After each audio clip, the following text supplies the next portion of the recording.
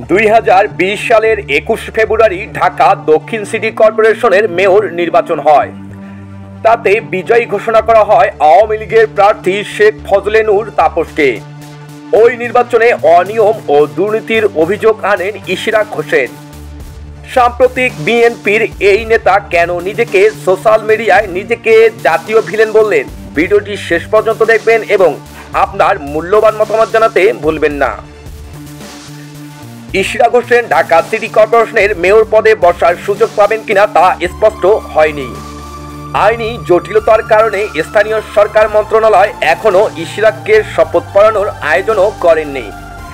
এদিকে অন্তর্বর্তী সরকারের স্থানীয় সরকার উপদেষ্টা আসিফ মাহমুদ সজীব ভুঁইয়ার পদত্যাগ দাবি করেন ইশরাক হোসেন।